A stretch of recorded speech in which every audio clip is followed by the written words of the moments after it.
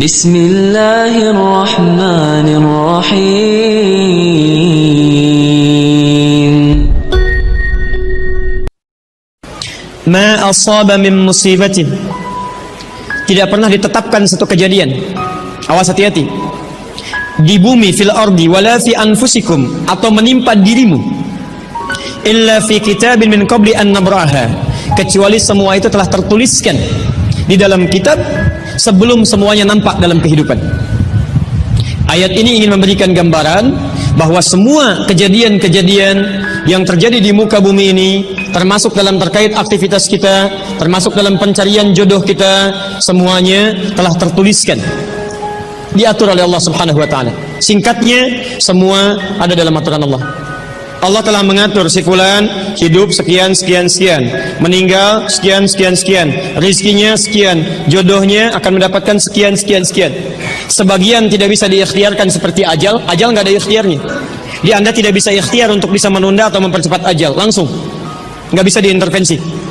Sebagian ada yang harus diikhtiarkan, hukumnya sudah ada, cuman kita tidak tahu bagaimana dengan takdir yang telah Allah tetapkan. Maka untuk mendapatinya, maka ikhtiar kita untuk meraihnya. Maka ada sesuatu yang ditempuhnya dengan cara ikhtiar. Tayyib. Di antaranya ini jodoh. Allah telah tetapkan jodoh kita, diatur oleh Allah. Ini yang terbaik untuk kehidupan kamu. Tapi Allah merahasiakan kepada kita siapa jodoh yang dimaksudkan. Maka kita berikhtiar, yang dengan ikhtiar itu ada pahala didapatkan. Saya ulang, ada pahala didapatkan, ada kenikmatan dalam mencarinya. Bayangkan kalau kemudian nikah aja tiba-tiba tanpa ada pencarian. Antum gak akan pernah merasakan bagaimana nikmatnya ta'aruf, bagaimana nikmatnya mengenal, bagaimana mencari, bagaimana pahala bersabar, bagaimana nikmatnya berdoa, bagaimana istikharah dalam menentukan jodoh kita. Itu semua menghasilkan pahala dalam kehidupan kita. Maka yang pertama, lihat ketentuan Allah yang pertama, apapun ikhtiar yang telah Anda tempuh, maka semua ikhtiar ini tetap tidak akan keluar dari aturan Allah Subhanahu wa taala. Jadi kalau antum tadi sudah menunggu selama 4 tahun tanpa komunikasi, Masya Allah, sudah siap melamar, tiba-tiba Masya Allah dibalap oleh orang lain, kalah. Fokus. Maka bagaimana cara memahaminya? Perhatikan, ikhtiar yang Allah tetapkan dalam aturan yang dibuat tadi, boleh jadi tidak harus selalu menyampaikan kita pada tujuan yang kita inginkan.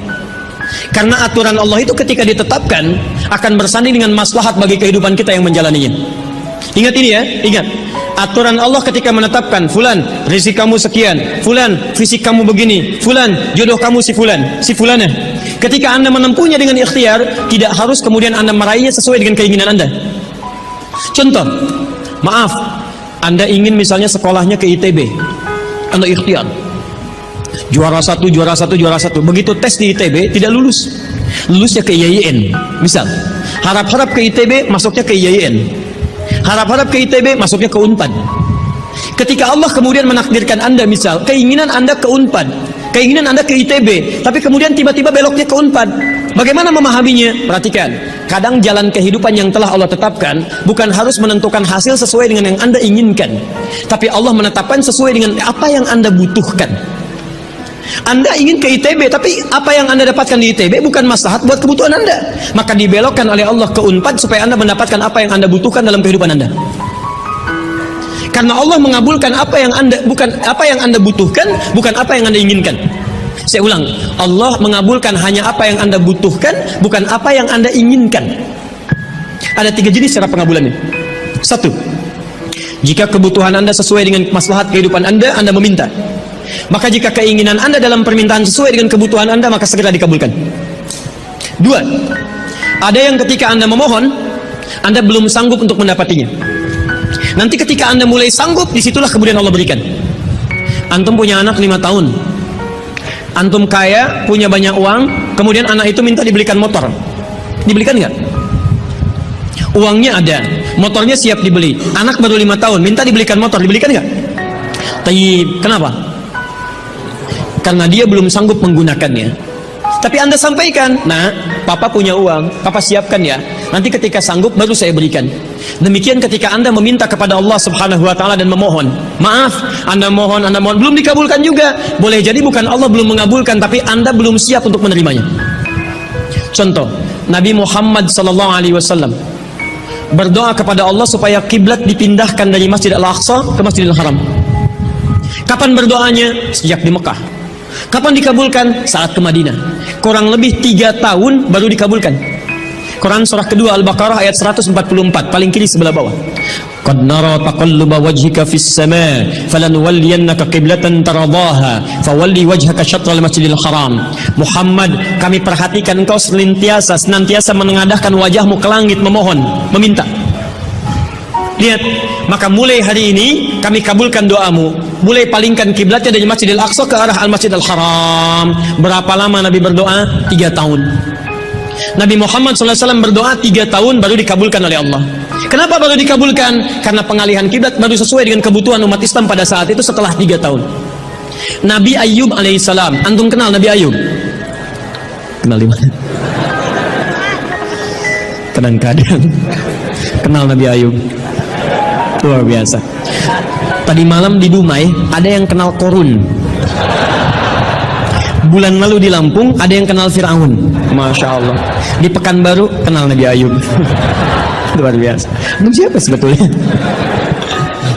Nabi Ayub itu diuji dengan penyakit luar biasa. Maaf, tadinya kaya, punya istri yang sangat cantik, anaknya 12. Hari yang bersamaan, hari pertama, maaf, diuji dengan harta semua habis 1 hari. Hari kedua, anak semua meninggal. Hari ketiga, diuji dengan penyakit, yang penyakitnya tidak akan pernah dialami orang setelahnya, tidak juga dialami orang sebelumnya. Berapa diuji? 20 tahun. Beliau diuji 20 tahun. Apakah mengeluh? Tidak. Kata istrinya, kalau bahasa kita, papa kan Nabi, angkat tangan papa, mohon kepada Allah, mintakan sembuh aja, sembuh. Apa jawab Ayub? Berapa lama kita sehat dan senang? Kata istrinya, Masya Allah, 20 tahun. Berapa lama kita diuji begini? 7 tahun. Kata Ayub, nanti saja, kalau usia ujian sakit sama dengan ujian sehat, sama-sama 20 tahun, baru saya memohon kepada Allah Subhanahu wa ta'ala. Anda bisa bayangkan, Nabi Ayub, Nabi, Rasul, dekat dengan Allah, jaminannya surga, surga tingkat tinggi, diberikan ujian 20 tahun, beliau bersabar dan tetap ibadah. Antum, Masya Allah, mahasiswa, baru semester 5, bukan Nabi, bukan Rasul, surga belum jelas, amalan masih berantakan, hisab masih menegangkan, surga belum ada jaminan, baru 4 tahun.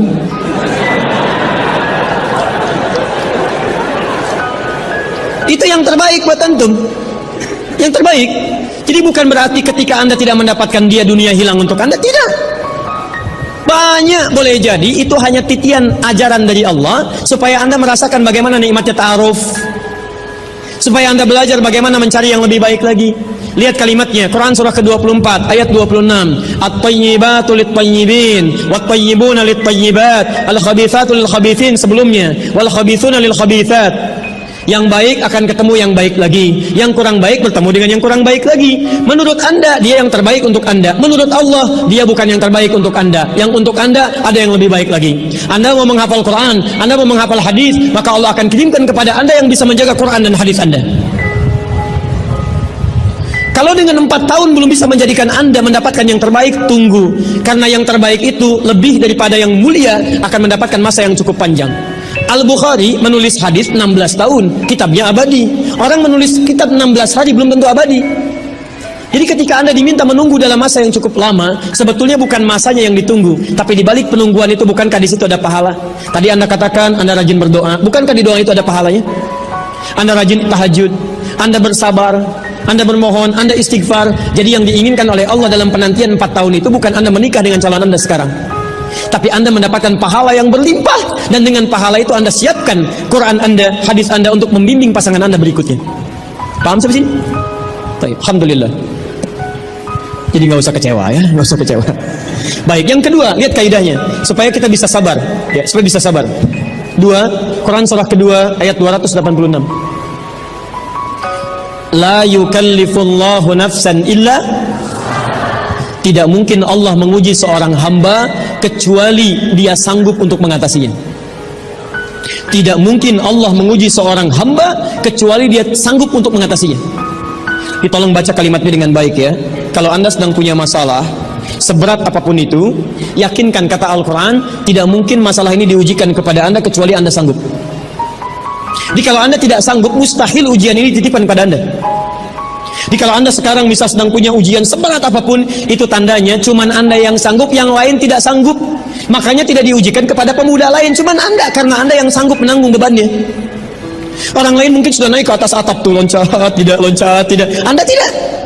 Karena cuman Anda yang mampu, bukan orang lain. Ketika Anda mengatakan, ya Allah, kenapa mesti saya yang diuji? Kenapa mesti saya mengalami? Why me? Kata Allah, why not? Kenapa tidak? Cuman kamu yang mampu, kamu yang harus dapatkan pahalanya, yang lain tidak. Cuman Anda yang jadi pemuda yang kuat, yang lain belum tentu.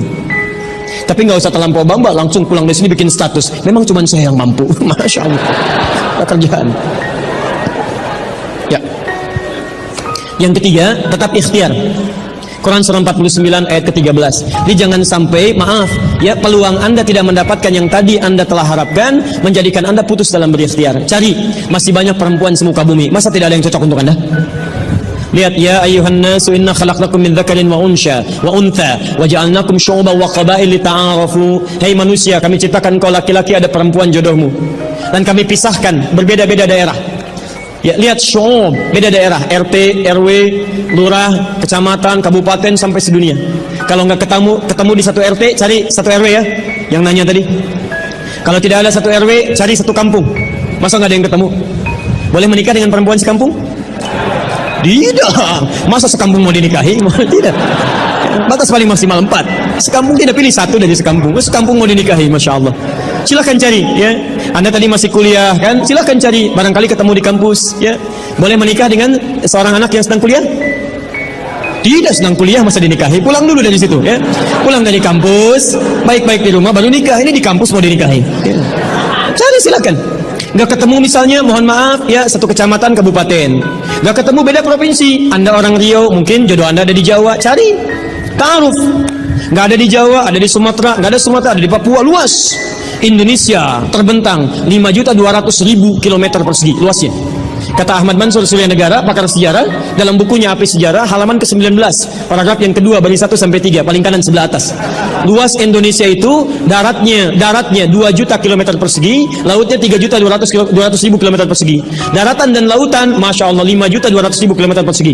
Masa nggak ketemu? Pulaunya 13.677 pulau. Itu belum termasuk Pulau Gadung dan Pulau Gebang. Ada semua. Nggak ada di Asia Tenggara, nggak ada Asia Tenggara di Asia, nggak ada Asia Amerika, nggak ada Amerika di Eropa, nggak ada Eropa di Afrika. Masa nggak ada yang cocok? Kalau tidak ada, mungkin antum ahli surga, karena itu pun jodoh antum pun bidadari surga. Masya Allah. Tapi sebelum ke surga, baiknya menikah dulu di dunia, ya.